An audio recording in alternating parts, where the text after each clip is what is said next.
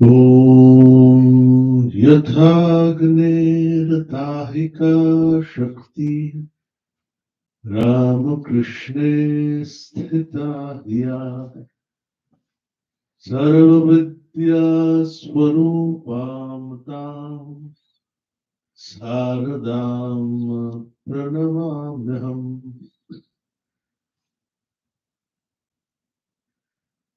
We have had a liberal introduction of mine, that is, by Mr. Anand. So, this was my first visit to the US, and it has been more than a month. In the process, I had also been to Hollywood, the center more formally known as Vedanta Society of Southern California, right? Am I correct? So, Austin, this ashrama is connected to that center. In fact, a few days earlier, I was reading a reminiscence on Swami Swahananda Maharaj.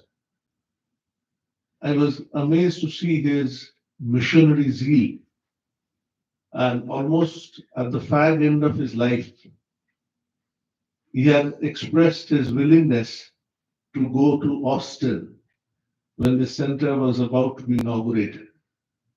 Along with Dr. Mola Dash, he had been here.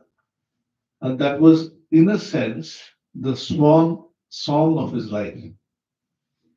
After this, he was taken ill, only to be finally merged into the hereafter. So, Vedanta societies all around, we normally in the US do not name the societies by any persons, that is. In fact, some of our followers here in the US had inquired of us, why don't you take the name of Ramakrishna for that matter? Because in India, the more common name is Ramakrishna Mission or Ramakrishna Mutt.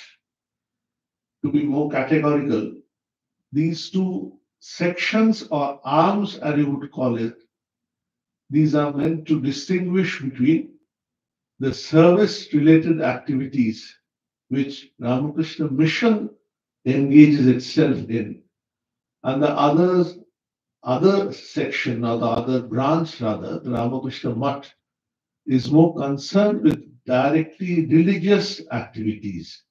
Religious means the ritualistic pujas as Durga Puja, Kali Puja, Saraswati Puja, and in those activities which are preaching activities like discussing the scriptures, having bhajans.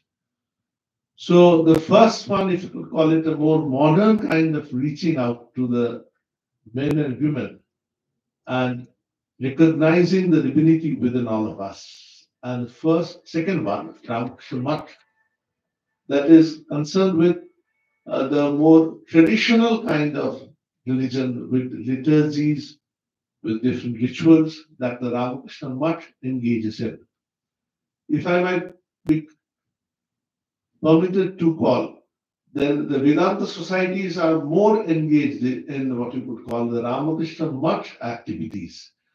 Because here and in most countries outside India, you are not directly engaged in, say, running schools or running hospitals or doing relief work or running charitable dispensaries, where you could, where we normally, you could call, we dirty our hands more, if you could call it, because there we engage more in governing, administering, than gathering funds.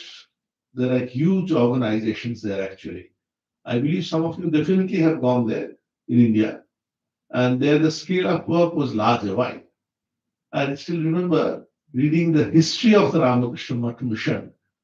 Swamiji had, Swami Vivekananda had set up the center of the Ramakrishna mission, the main center, in 1897. Years passed thereon. In 1947, the country gained independence. After independence, there was the time of nation building. Earlier, when the different politicians and revolutionaries had called upon the Ramakrishna Mission to join the freedom movement, the mission, as was the expressed wish of Vivekananda, and as the line pursued by Swami Brahmanandaji and others, had steadfastly avoided politics. But after independence, when the new independent government called on the mission to join hands in the service activities, then the mission considered it its duty to come forward in nation building. And it was then that the huge schools, colleges, university, hospitals, a number of them you have in India, they came up. As I said, it was more of direct administering, direct getting yourself involved in the service activities to reach out to the masses, to the poor, the afflicted. But in the Vedanta society here, because you don't need the direct kind of service that we engage in India more, here the work is more on spreading the message of Vedanta, declaring to others that all men and women are essentially divine. Swamiji's immortal quotation from the Raja Yoga book, it says, each soul is potentially divine. The goal is to manifest this divinity within. Do this either by work or worship or philosophy or psychic control, by one, two, or more, or all of these, and be free. This is the whole of religion. Doctrines and dogmas, rituals and books, all these are but secondary details. Essentially, in this oft-quoted lines from the Raja Yoga, Vivekananda is pointing out men and women their essential divinity. Those words that he uttered at the Chicago Parliament in 1893, they stand out. They said, sinners, it is a sin to call a man so. It is a standing libel on human nature. Come up, O lions, and shake off the delusion that you are sheep. You are souls immortal, spirits free, blessed and eternal. So this was the message of Vedanta, which rang very fervently in 1893. That message has been ringing all these years down the century. Actually, this was in sharp contrast to stressing on sin or the wrongdoings of persons. It had taken the message of the Vedanta to tell men and women, that well, like the clouds covering the sun, covering its real nature, similarly, blemishes, errors committed by us for a time being cover our real nature. We think ourselves as sinners, small, limited, fragile. But after a time, when this superimposed quality of ours, known in Sanskrit as adhyasa, covering, when this goes away, when the bright rays of knowledge, they dispel the darkness of ignorance, of the feeling that I'm limited, then gradually you recognize your real self. It is not caged by the body, the mind, and the senses.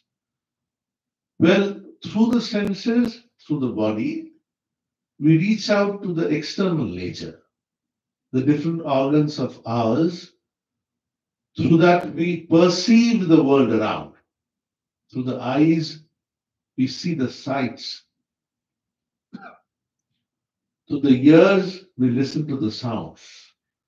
Through the skin, we touch. Through the tongue, we taste.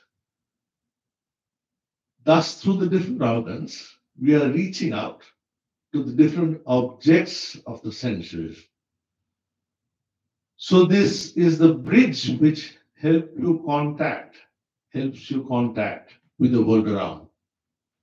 But as we gradually identify ourselves with these objects, we forget the huge wealth that is there within.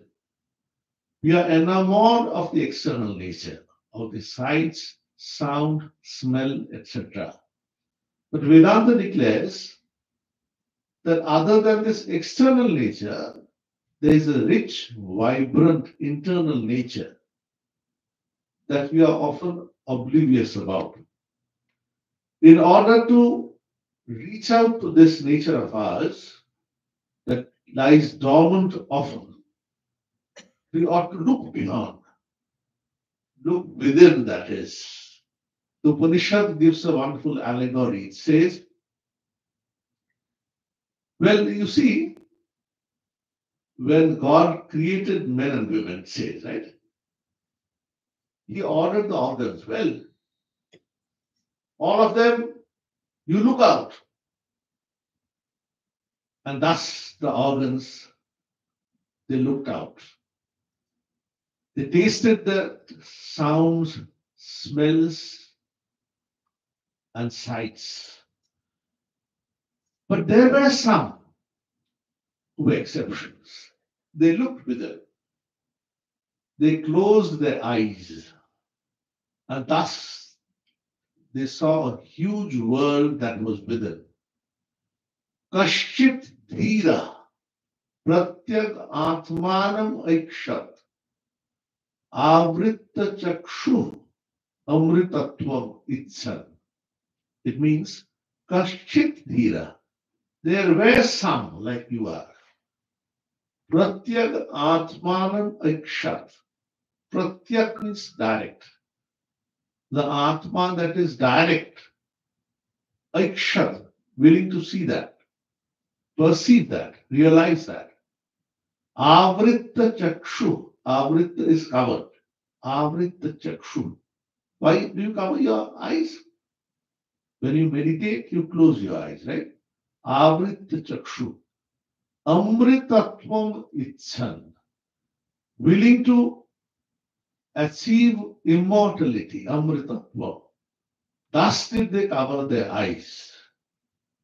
The commentator Shankaracharya says, well, this is just an upalakshana. Upalakshana means the Sruti, the Upanishad, mentions the eyes, but actually it means all of the organs. The eyes, the ears, the nostrils, the tongue. All of them are covered, that is controlled, with the intention of reaching the immortality. Amritatvam itchan. Desiring to reach up to the immortality, you restrain yourself, you control yourself. These senses cannot draw you outside of yourself. Rather, as you restrain them, as you put a rein on them, you are able to turn the light back within yourself. As you look within, you see a whole wealth of knowledge. Sat Chit Ananda, as has been given as the qualities of Brahman. I believe all of you have heard this word, right? Sat Chit Ananda. Sat is that which ever exists. Chit is that which is ever full of knowledge. Ananda is bliss. The commentators say, look at the worldly objects around. All of them. Their presence is only temporary.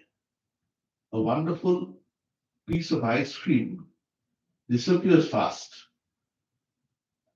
As you have the joy of having the ice cream, as it gets below your throat, the joy fades quickly. And neither do they exist for time immemorial. So that which is ever present, Sat, ever full of knowledge, that is Chit, and ever giving the light of bliss is Ananda, Sat Chit Ananda. The commentators say, you see, do a vichara, do a discrimination. Any object of this world is temporal. It would wane and wax over time. But there is only one entity which is ever present, ever full of knowledge, and it would never wane or wax in its qualities. So, the different religious scriptures have declared about this God. Well, such vichara, discrimination is wonderful. As you read about this, as you listen to this, you feel inspired, right? But the question is, how do you reach up to that? The Upanishad, they say, Sravana, Manana, then Nididhyasana. Sravana is listening, Sudha, to listen. Manana is to think about it deeply. Man dhatu, man, to think. Nididhyasana, there is the root verb dhya within. Dhya is to meditate. So first you listen to this dictum that you are the Atman, right? Then you think about the pros and cons, for and against, the different logic for and against this idea that you are the Atman. And as you finally come to the conclusion that yes, this indeed is the truth, I am not the body, I am not the mind, I am not the object of the senses, I am beyond that, I'm infinite, I'm not limited by time. As you do vichara, you see, well, this vichara, this discrimination doesn't apply to the body. When in your school days you have been a small kid, you grew up to be a yuvaka, a young man or a woman. And then in course of time, you became a proud aged person, right? Then you became an old man or an old woman. But yet we go on saying, I, I, I. It was I who existed in my younger days. It was I who existed in my middle days. It was I who existed when I had become still senior in age. What is that I which persists throughout the bodily changes? Vedanta says this is Atman. In order to perceive this, you should remove these sheets of the body, the mind, etc. Ramakrishna would say, look at the onion. As you peel off the sheets, the coverings, one after another, then gradually come to the core. You arrive at the core. Vedanta says, this is how you do a manana vichara, right? And after you have come to the conclusion that I'm neither the body, nor the mind, nor the organs of senses, nor the objects, then what you do is you dive deeper. Dhyana, nididhyasana. You have reached this truth by reasoning, but that is not enough. You will soon be lost when another contra reason arrives. You do a vichara that I am not the body, I am not the mind. You go to the freeway and there is a huge lorry coming from the other end. You step back from the road. This idea that I am not the body, I am not the mind, they quickly disappear, right? You are now conscious that I am the body. My body is about to be crushed when the lorry would come to the main road. So, in order that this conviction goes deeper, the reasoning had carried you to a point. Then, if you want to go still deeper, make this conviction a part of your existence, then you must do meditation, nididhyasana. As you go on diving deep into the logic, then gradually the different ignorance and its shades, they would disappear. In the Gospel of Ramakrishna, you'll see him saying that, well, see, if there has been a room which has not been lighted for a number of years, and yet when you switch on the light or you bring a lamp within, does the darkness go gradually? It doesn't. Rather, in one shot, it suddenly disappears. Similarly, when knowledge dawns, the limitation of ignorance, the limitation of being only confined to the body goes away. I feel that I am not limited by body. I am not limited by time. I am not limited by space.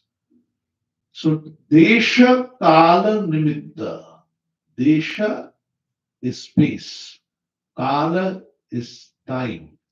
Nimitta is causation. Desha Kala Nimitta. So, all events that take place, these are defined by these coordinates, as we say in geometry.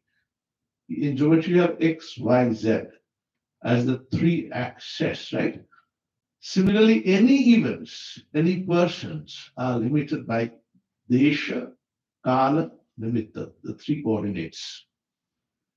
But when these ideas of Vedanta, while being wonderful, require more concrete steps to be actual in life, so that you are convinced still more and you can tell others about your convictions as well. For this, you require more practice.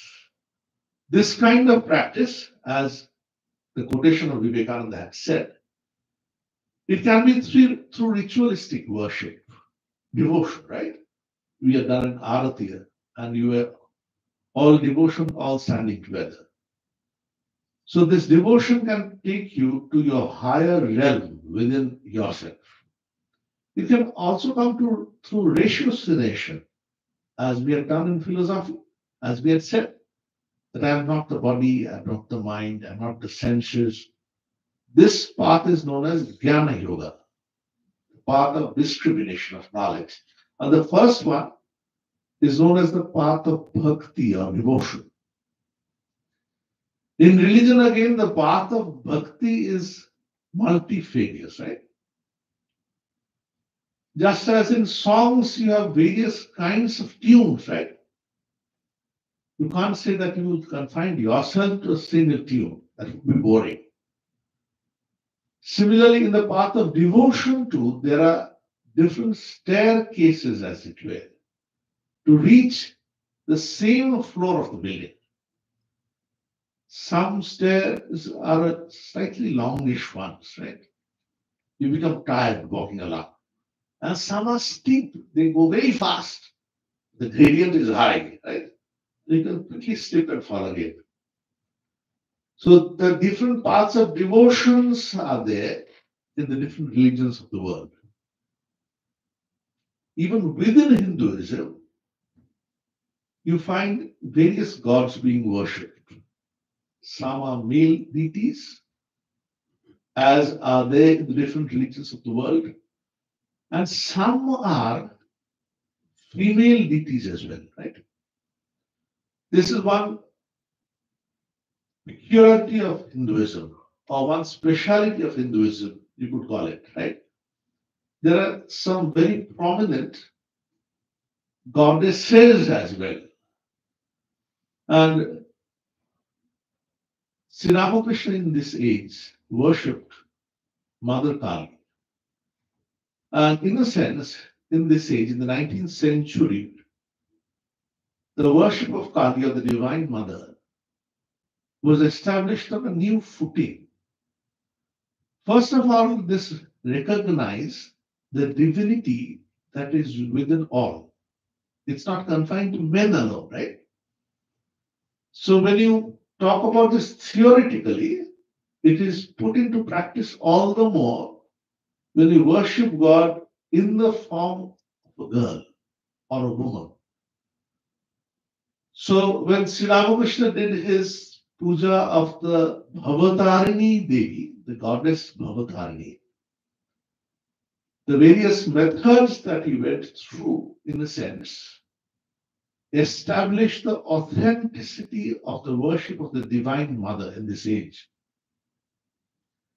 I remember one article by an American scholar, a lady scholar. She writes, well, we in America have been striving for the liberty of women, about the equality of the rights of men and women. But see, in India, in the worship of the Divine Mother, Sarada, the married wife of Ramakrishna, is worshipped as the Divine Mother by Ramakrishna himself. It is a new kind of recognition of the rights of women. It doesn't only assert that she can be an administrator, or an officer. She can drive cars well. She can do all works that men are able to do. Other than this, it also empowers women in that the same divinity is there within her as well.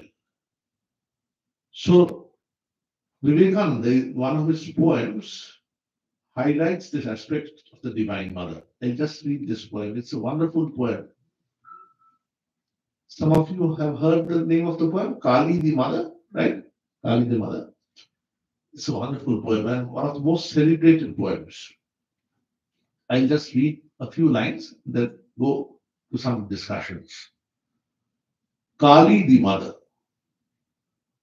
The stars are blotted out. The clouds are covering clouds. It is darkness, vibrant, sonant. In the roaring, whirling wind are the souls of 1,000,000 lunatics, just loose from the prison house, wrenching trees by the roots, sweeping all from the path. The sea has joined the fray and swirls up mountain waves to reach the pitchy sky. The flash of lurid lights reveals on every side 1,000 shades of death, begrimed and black, scattering plagues and sorrows, dancing mad with joy. Come, Mother, come. For terror is thy name. Death is in thy breath, and every shaking step destroys a world forever. Thou time, the all destroyer, come, O Mother, come. Who dares misery love and hug the form of death? Dance in destruction's dance, to him the mother comes. Just to go to the philosophical aspect of this poem, Kali, this form of the Divine Mother, is a terrific form. It has two parts of her body. There are two parts of her body. One part signifying creation, Srijana, creation, right? The other part, destruction. In the right side, you see her two hands. In her two hands, you have one hand giving vara, wounds, and another right hand giving or showing abhaya. It says, don't be afraid, I'm there. So she gives boon when you are in distress, and she tells you, don't be afraid, I'm there by your side. In the left hands, she has the severed head of a demon in one hand, and with another hand, there is a sword signifying destruction. Sometimes you are amazed, right? A God is normally supposed to be a pleasant being, right? Why should it have such horrific form, showing destruction as well? So Vedanta says, Vivekananda, he gives the logic wonderfully. He says, you see, well, when you look at the wonderful things of life, possessions that you have enjoyed, you want to cling to them, right? And you call upon God so that you have more of them, the pleasantries that is. But well, you have had your shares of sorrows in life. You have had your bereavements as well. In that poem we have heard, scattering plagues and sorrows. 2 years back, you have had the corona pandemic, right? Thousands of men and women have died. So Vivekananda says, well, when you look at these disasters around, are these two the handiwork of the divine? How can it be that God is only the giver of pleasantries, the giver of bounties? He or it rather is the whole. You have to take both the good things of life and the tremendous forms as well, the death, the disease, the bereavements as well. This poem says that you see, make your heart strong, your mind strong. Do not look up to the Divine Mother only for the goodly things in the world. Be prepared to invite or welcome death or the sorrows when they arrive. After all, he cannot ward them off fully, right? Death is bound to come for all of us. Vivekananda gives us the example of an ostrich in a desert. He says, you see, the ostrich has long legs.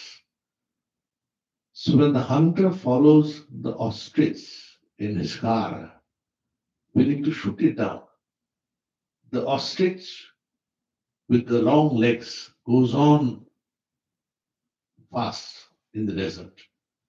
Finally, it gets tired. And what it does is amusing. With its long neck and mouth, it carves a hole in the sand and then puts its mouth within.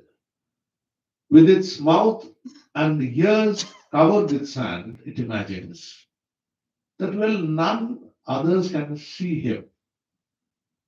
Actually, it is the ostrich which is unable to see anymore because of the sand. But in ignorance, in delusion, it likes to believe that others too are unable to see him, right? The ostrich. But it doesn't. Vivekananda says, the hunter with his gun quickly shoots it down. Similarly, it is with us. Often we like to stay in oblivion.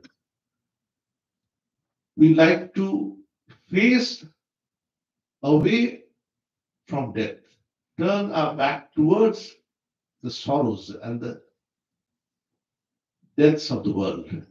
But one day or another, this would come. Can you love death? Are you able to face death as it were? One day or another, if you are able to do that, Mrityunjaya, Mrityu is death, Jaya is win. In order to be a conqueror of death, you must be able to worship this Divine Mother, who is both the embodiment of pleasant things and of the sorrowful things as well.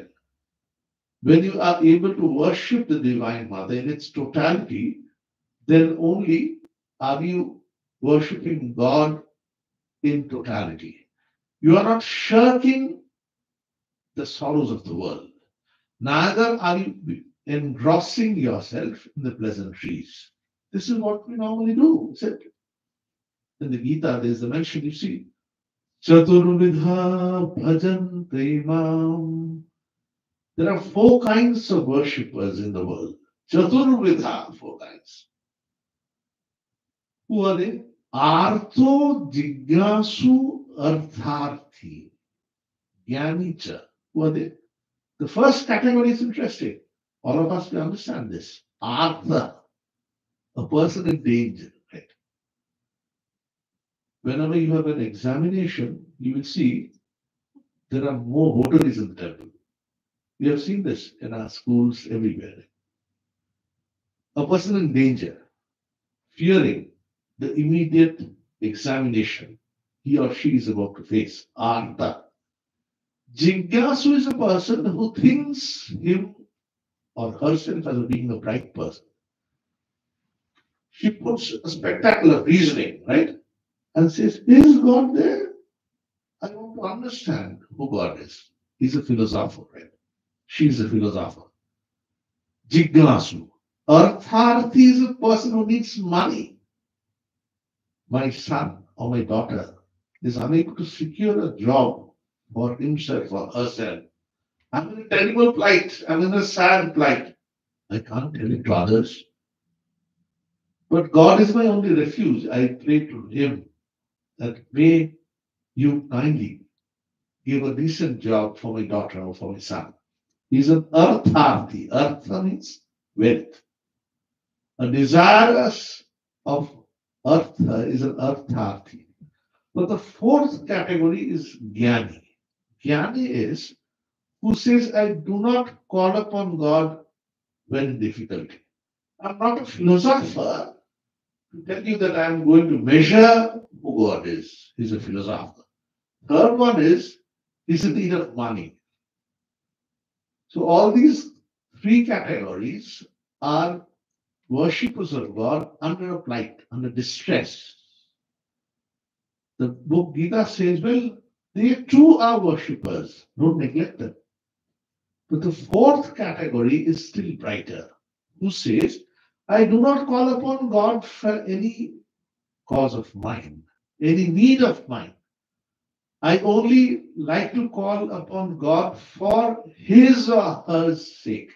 This is a person who looks for knowledge, jnani, seeker of knowledge, right? Jnani. Similarly, the jnani is willing to face the world as it is, whether the world gives pleasantries or gives sorrow. This is how religion or the worship of the divine can make of you a bold person. Often it so happens that people take it for granted that, well, religious persons should be goody persons, right? Goody, as they say. Well, they should be mild protesters, right? They should always be tame, humble, not the strong kind, not Vivekananda at all, right?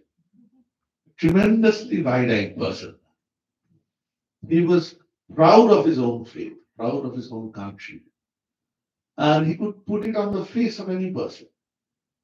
When I came to America and was going around the different places, different centers of the Vedanta society, different units of the Vedanta society, I sometimes wonder, you see now, you have so many persons who have their or had their origin in India. Now coming to the Vedanta society, it's not that you have to only face people who are originally from the US. So why I want to say this is, it's more a climate, an ambience where people are there ready to sympathize with you. When Vivekananda came in to spread the message of Vedanta in 1893, you read through his lectures and his life, especially the researches by Marie-Louise Burke, you won't find even a single person a non-white in his addresses. Why I say this is, it was all the more challenging for him to spread the message of Vedanta or the Divine Mother, whatever it is, right? So for them, to whom he was speaking to, they were almost totally starting from scratch when they would hear about Indian philosophy. But for you who already come to the Vedanta society, you are already, in a sense, initiated in the doctrines. You are conversant with the doctrines. For us, speakers much smaller than who Vivekananda was, it's really a cakewalk compared to what he had to do. So, as in English, we say cleaning the audience stables, right? Cleaning the audience tables means when you have to clear up a lot of superstitions or accepted knowledge in order to plant a newer one. So for Vivekananda, knowledge of Indian philosophy was almost very, very less those days. In fact, at the Parliament of Religions, Mani Louisberg says that the organizers had almost taken it for granted that it would be showing to the world the inadequacies of the other religious faiths other than Christianity. In other words, it would demonstrate to the world at large, well, all of you are welcome. Hinduism, Christianity, Jainism, the other faiths.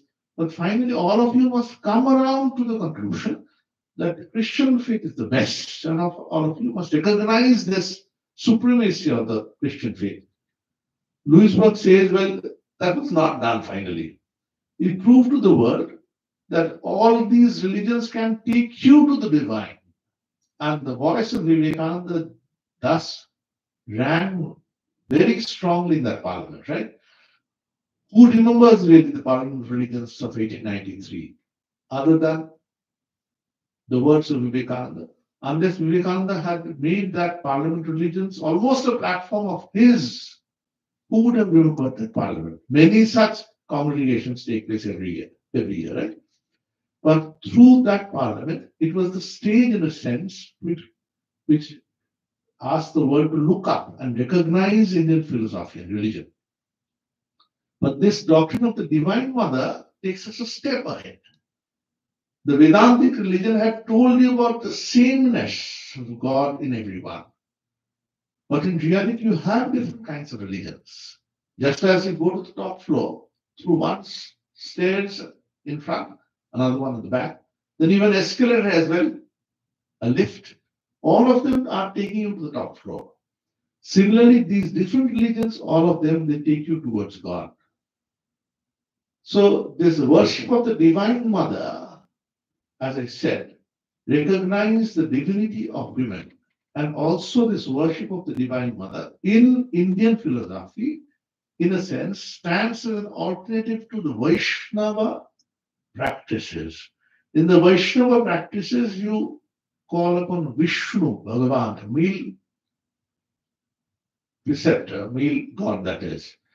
In the worship of the Divine Mother, God takes the form of a female deity, and in her you imagine or you meditate all the divine qualities of a human being.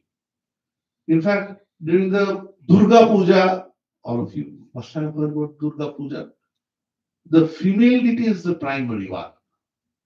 The Vedanta says, well, when powers are dormant, powers remain sleeping. This is comparable to Brahman. But when the power is manifest, it is Shakti power. Ramakrishna would give the example of the water in the ocean. When there are ripples, waves, when the water is flowing, that is Shakti, Divine Mother. And when it has lumped together into a form of an ice, frozen to a form of ice, because it can't move anymore, right? Then it's Brahman, potential. In the potential form, the same God is known as Brahman. And when manifest in this diversity that the world is, you have the Divine Mother. So the concept of Divine Mother is wonderful. It has many, many ramifications. The philosophy is a large one. It is known as Tantra. As I said, Ramakrishna in the 19th century established the worship of the Divine Mother on a new platform. There had been great scholars in the 19th century, even some of the Western ones as well. Some of them had been working as officials of the British government, in India, then they took pains to dig out the Indian Tantra Shastras and write wonderful treatises on the Divine Mother. There was a person, James Avalon, who did great work on this. The theoretical thing is one, and when you have got to practice it, then others take note of you. Books are confined to the library. But when a man practices, then the world looks up at you. I remember going a few days earlier at a Kali temple in San Francisco. It's in the Laguna Beach. It's near the Trabuco Monastery of a Hollywood Center. This center is also affiliated to the Hollywood Center. So there, just near the Trabuco Monastery is located on a hill. And as the Swami there took me to the Laguna Beach, Kali Mandir, I was amazed to see that the image is exactly like the Kali temple at Dakshineshwar, right? And the organizer is a woman, an American woman. She's now about 80 years old. She calls herself Usha. Both the pujaris, worshippers, are Americans. One of them was, in fact, educated at the University of Berkeley. Both of them do the puja very, very sincerely. They showed me around different places of worship. Small house has been converted into a temple. I was so pleased. I thought that you see, you can't confine the worship of the Divine Mother or Ma Bhavatarini for that matter to India or to Hinduism or to a particular region. She would break all the barriers. After all, religion is a question of perception. You mustn't identify it with a country or with a few persons. She has taken her place, Divine Mother, in America, in the Laguna Beach, a place, a very affluent locality in San Francisco, right? But so sincere are they. I watched their evening Vesper service as well. It was daily amazed. And yet you have gone to the Laguna Beach, Kali Mandir? None of it, right? So you want it? But it was really wonderful. I was amazed with it. But because in the West, normally, Ramakrishna Mission does not stress on ritualistic worship. But here in the Laguna Beach are some American men and women performing all the rituals of Divine Mother, worship of the Divine Mother with all sincerity. I tell you, with all sincerity. They have been initiated into sannyasa like us, the two persons, American pujaris. They do this Khandana Vandana as you did, right? And they did the Arati, one of them. It was absolutely just like we do in the Ramakrishna Mission. I would say, very, very surprised. And all the drums are beaten even when the Arati is done. So it's for revelation. As I said, there's a heart within one of us which chimes with things. For chiming, you don't require to go to India. Even staying here, the same sound vibration can come to you, the core of the Divine Mother. So worship of the Divine Mother, in a sense, opens up new doors within your minds, in your personality. It opens up the potential that lies within. There is a mother within all of us, whether we are a woman's body or in a man's one. Even the psychology of Carl Jung, it says, well, this tendency is cultivated as you love others, respect others. The force of love, it comes to the worship of the Divine Mother. So we have had a discussion, a sufficiently long one for that. I'm happy that all of you have sat throughout. So there could be some questions or some comments on this discussion. Just to summarize what we discussed, we gave an outline of the Vedanta of Shravana, Manana, Nididhyasana. I mentioned about Swamiji's words that come in the Raja Yoga and a few basic tenets of the Jnana Marga, of the path of knowledge. Then we branched out and said, other than the path of knowledge, there is the path of actualizing this. So one of the most important one is the doctrine of the Divine Mother. When you recognize the divinity within woman as well. So in this, I elaborated on the worship of Kali and read out to you Kali the Mother, the famous poem of Swami Vivekananda. The uniqueness of this concept is this, that here God is not only present in his present form, she is present there with her horrific form as well. So when you consider God in totality, it really stands for the world as it is. You do not have to hide behind the bushes of pleasantries, of the good things that you want in the world. You are strong enough to invite or welcome calamities when they arrive, right? This is what the worship of the Divine Mother it does. Ramakrishna in this age had truthfully, sincerely, in all purity, done this worship of the Divine Mother. And this is how worship has now spread its wings beyond the borders of India or Hinduism to arrive here in the US as well. Thanks. Q&A? Yeah. Q&A, Maharaj? Questions and Q&A. Yes. So it's Q&A time. You have any questions, please? I know that the first question takes a little time, then others come in one after another. So one of you who does the first question has an advantage before others.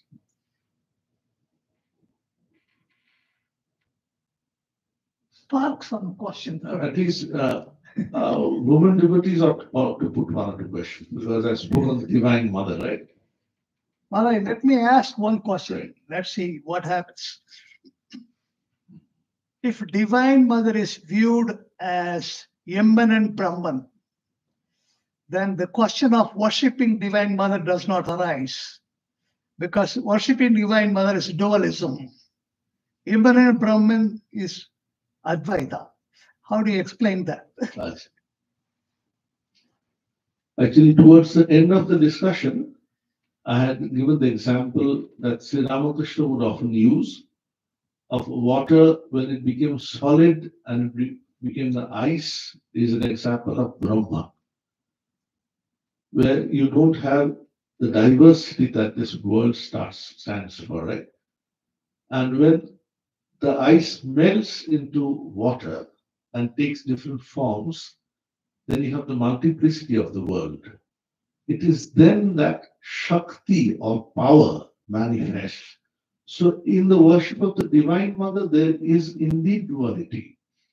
Why is this worship stressed on? Or why is this worship followed? It is this, that actually our mind and body is not tuned enough to worship the Advaita, non-dual, right?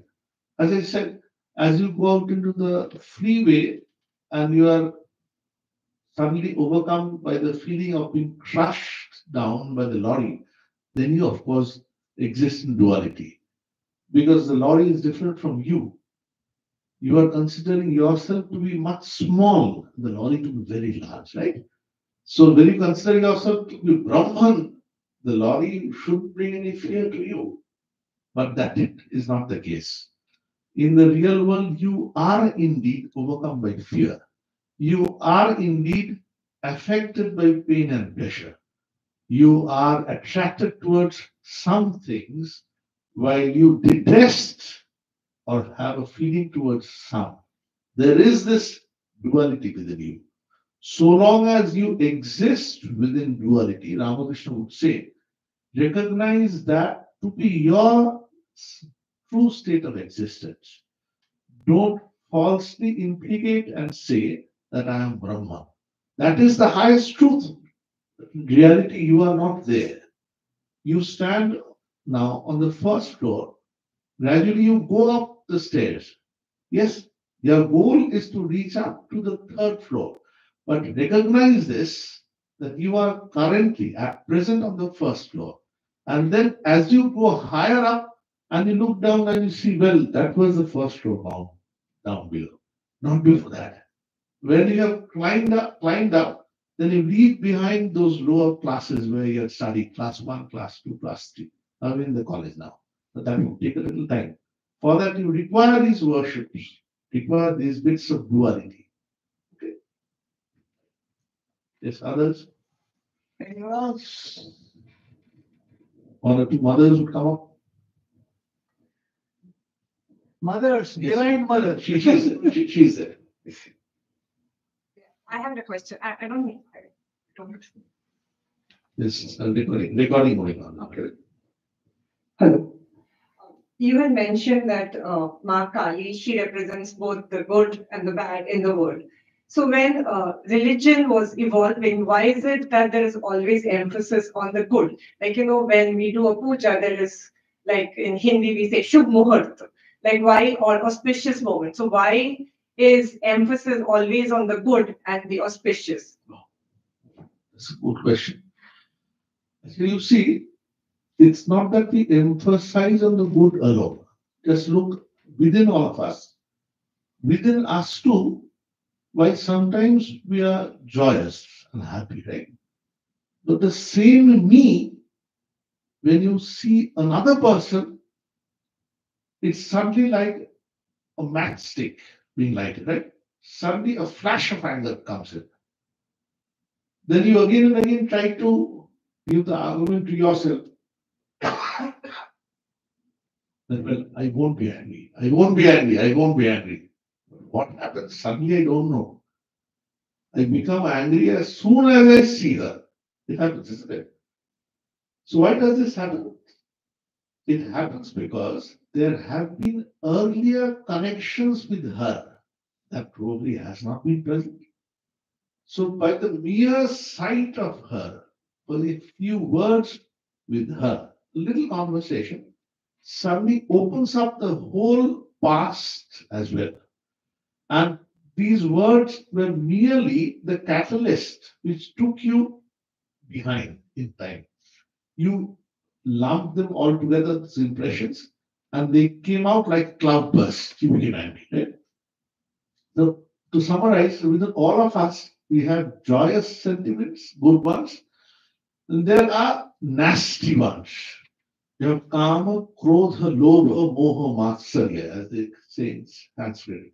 Kama is lust, moha is delusion, matsarya is jealousy at the goodwill of others, right? So all of us, we have this. So we have these negative traits of character and we have the good ones. So why do we stress on the good ones? So that by repeating on the good ones, gradually the negative ones, the baser ones, they go into oblivion.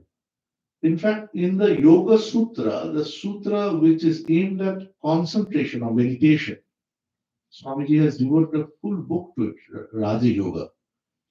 This Yoga Sutra says, when you are suppose very angry, suppose, then when you have a young child who is very dear to you, suddenly he comes crawling into the room, then your anger suddenly disappears. Isn't it? It does. For that time, for that period of time, your anger suddenly, you don't know why it has disappeared. How has this come? Because the good things within you has come like a welcome cloud and covered up your anger. So as you stress on the good aspects, those darker ones, the horrific ones that are still there, dormant within, they are pushed to the background.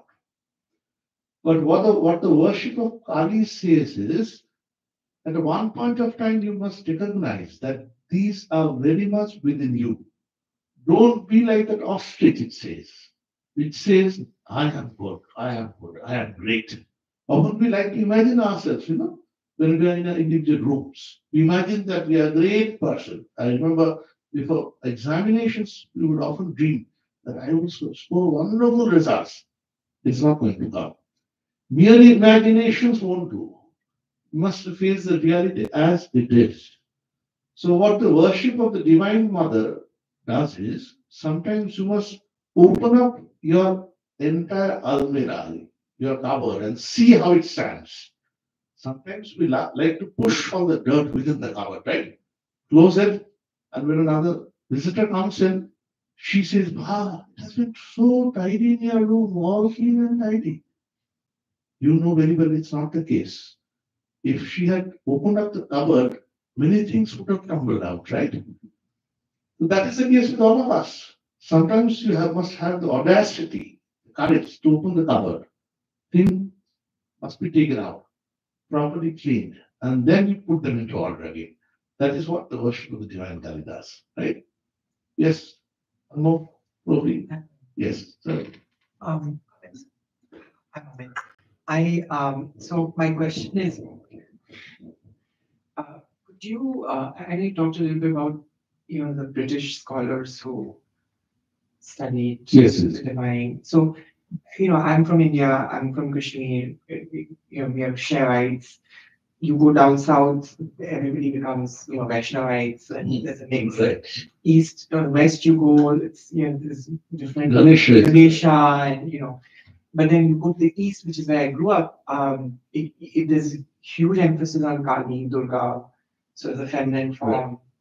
And so I'm just curious, like, how did this evolve?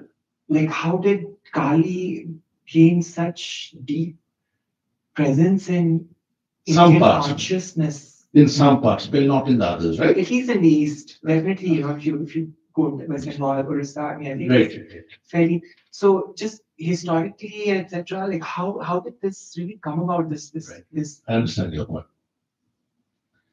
Actually, religion has sometimes been compared to the evolution of languages, right?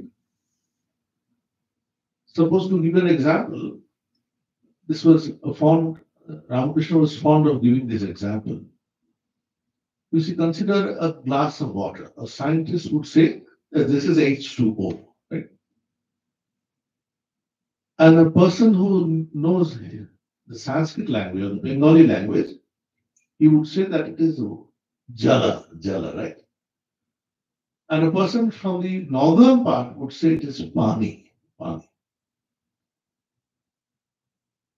So whether you call it water, a person knowing English would call it water. A person knowing Sanskrit would call it jala. A person knowing Hindi would call it pani. All of them would essentially mean the same H2O, right? Just like the evolution of language, religion also has taken different forms.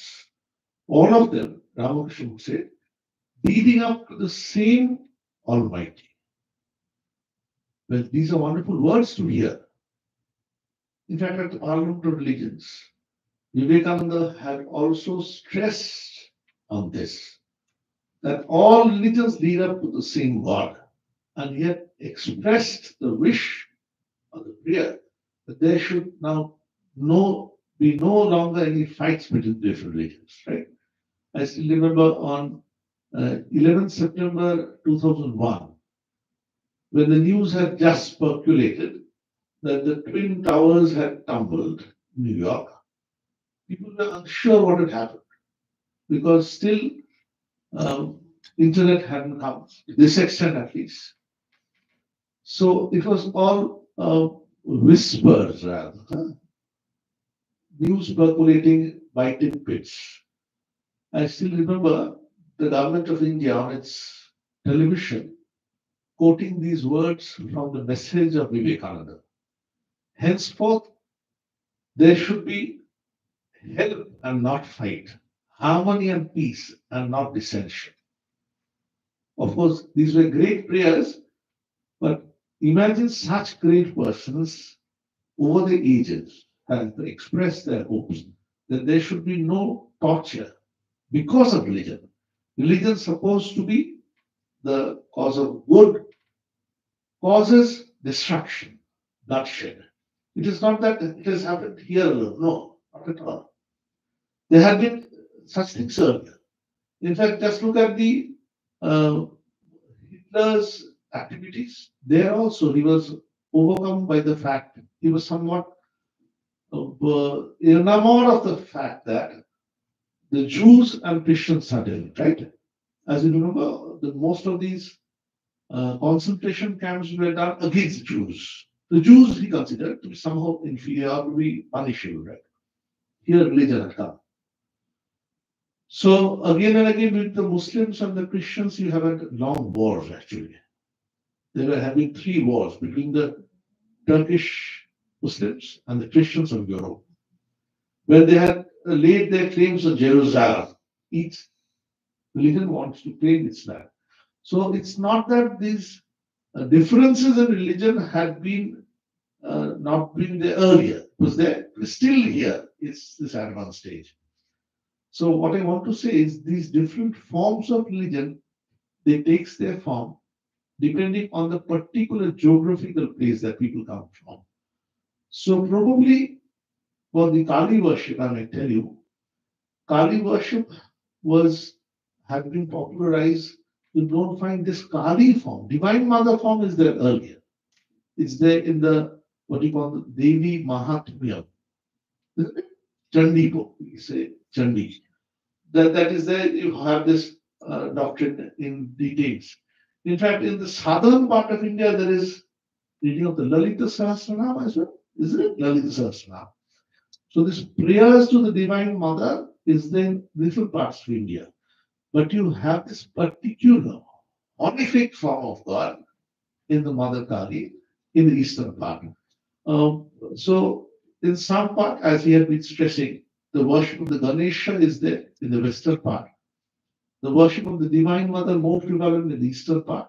In the southern part, I still remember when I first went to southern India, I saw Kartikeya being revered very much. Kartikeya has a number of names in southern India. Sometimes he's Subramanya, sometimes he's Kumara, sometimes he's Kartika, Murugan, right? So in Bengal, I remember, because I had been born in Bengal, when you say that you are a Kartik, that is not a word of praise, right? In Bengal, when you say that you are almost like a Kartik, it means that you're a dandy. You're a fashionable person, you're a useless person, rather, right? So when you go to the south and see Kartika being revered to this extent, probably more than others, I tell you. Because in southern India, I gone to a number of centers. Then I revised my impression about Kartikeya. Kartikeya was the person who was the general among gods, Deva Senapati. So he's been revered in this aspect. Right?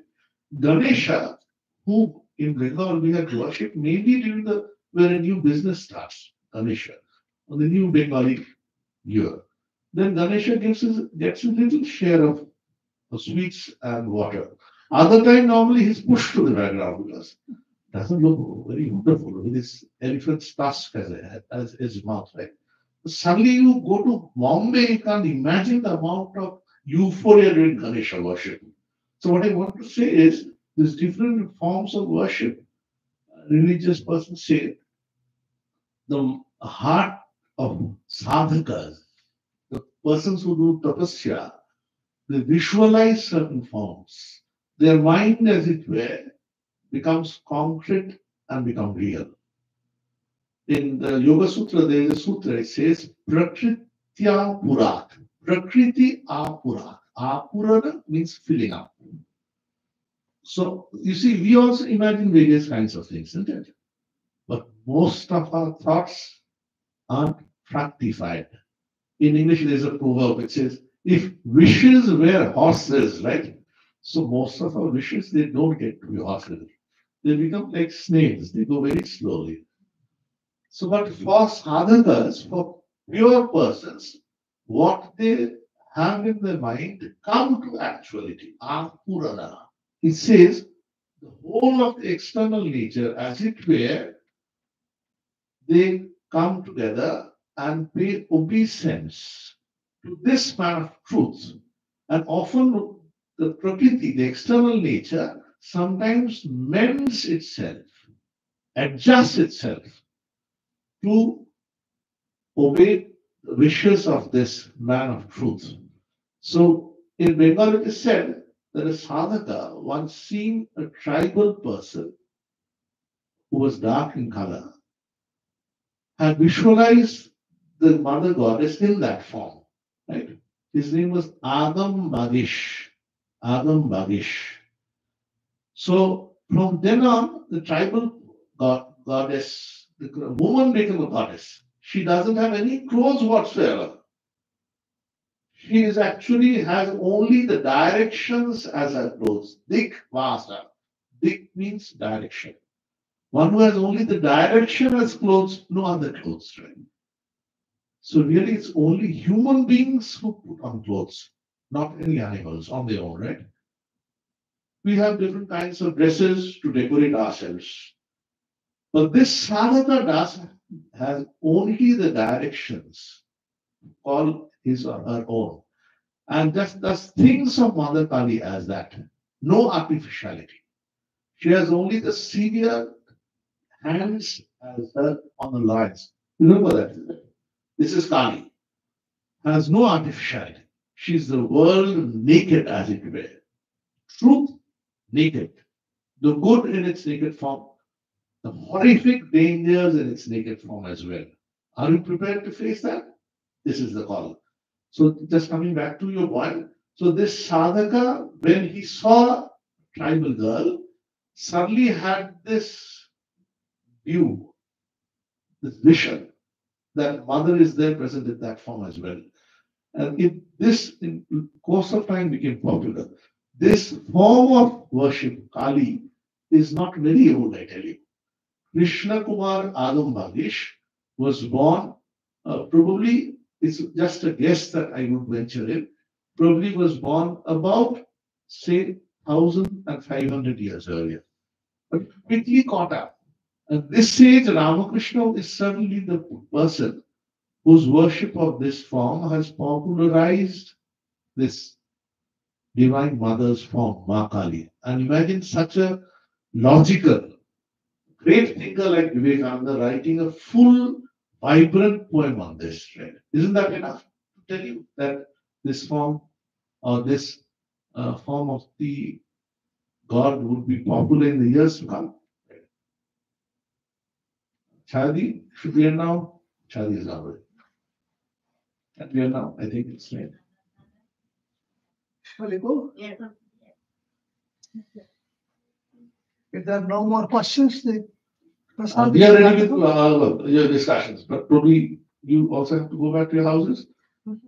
I thank you all on my behalf that I could suddenly come here, and in spite of this, there are many to listen to, because we don't stand individually, we stand as individuals of the Ramakrishna order. But it was indeed a joy that so many of you came in to listen to somewhat, I would say, esoteric, a complicated philosophical discussion, Divine Mother. It's not easy to understand this discussion. But I saw from your faces, many of you at least concurred with me or enjoyed the discussion. I'm grateful for this. the next house Yeah. here. And So we have Prasad in the kitchen here, right here. Sri Ramakrishna would often say, Khali pete ghar ko hai. You can't have religion in an empty stomach. You must have prasad along with religious discussion, he would say. So please, all of you take prasad. They have arranged for that.